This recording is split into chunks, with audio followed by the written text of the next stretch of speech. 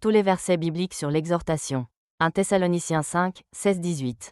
Soyez toujours joyeux, priez sans cesse, rendez grâce en toutes choses, car c'est à votre égard la volonté de Dieu en Jésus-Christ.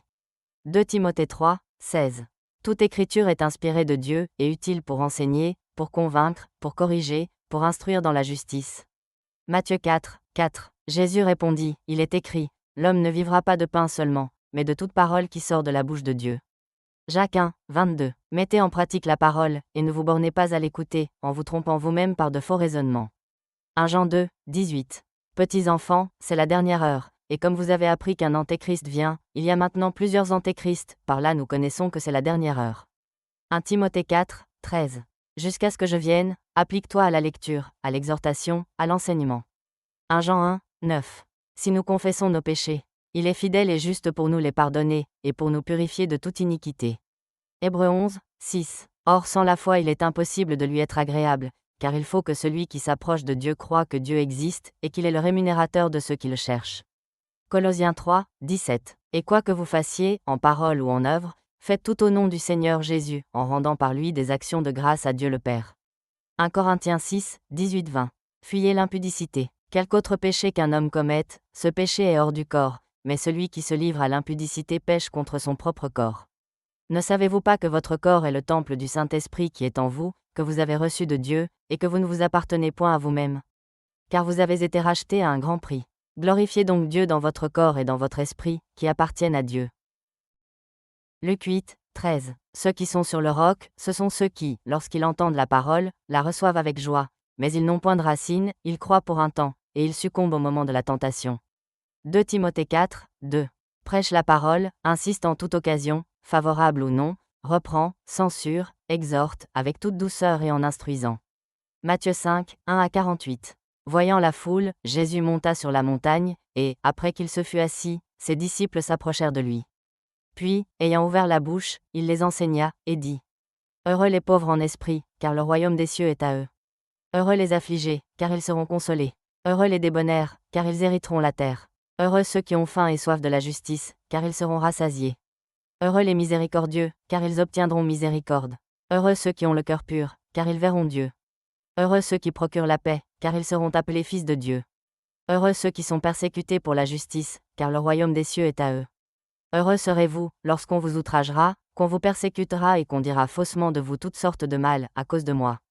Réjouissez-vous et soyez dans l'allégresse, parce que votre récompense sera grande dans les cieux, car c'est ainsi qu'on a persécuté les prophètes qui ont été avant vous. Vous êtes le sel de la terre. Mais si le sel perd sa saveur, avec quoi la lui rendra-t-on? Il ne sert plus qu'à être jeté dehors, et foulé aux pieds par les hommes. Vous êtes la lumière du monde. Une ville située sur une montagne ne peut être cachée. Et on n'allume pas une lampe pour la mettre sous le boisseau, mais on la met sur le chandelier, et elle éclaire tous ceux qui sont dans la maison.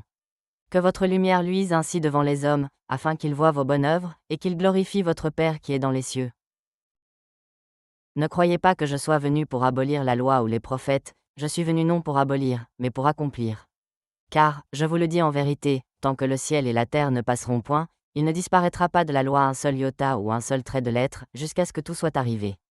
Celui donc qui supprimera l'un de ces plus petits commandements, et qui enseignera aux hommes à faire de même, sera appelé le plus petit dans le royaume des cieux, mais celui qui les observera, et qui enseignera à les observer, celui-là sera appelé grand dans le royaume des cieux.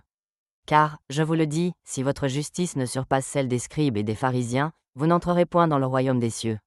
Vous avez entendu qu'il a été dit aux anciens, tu ne tueras point, celui qui tuera mérite d'être puni par les juges. Mais moi, je vous dis que quiconque se met en colère contre son frère mérite d'être puni par les juges, que celui qui dira à son frère Raka, mérite d'être puni par le Sanhédrin, et que celui qui lui dira insensé, mérite d'être puni par le feu de la géhenne. Si donc tu présentes ton offrande à l'autel, et que là tu te souviennes que ton frère a quelque chose contre toi, laisse là ton offrande devant l'autel, et va d'abord te réconcilier avec ton frère, puis, viens présenter ton offrande. Accorde-toi promptement avec ton adversaire, pendant que tu es en chemin avec lui, de peur qu'il ne te livre au juge. Que le juge ne te livre à l'officier de justice, et que tu ne sois mis en prison. Je te le dis en vérité, tu ne sortiras pas de là que tu n'aies payé le dernier cadran. Vous avez appris qu'il a été dit, tu ne commettras point d'adultère. Mais moi, je vous dis que quiconque regarde une femme pour la convoiter a déjà commis un adultère avec elle dans son cœur.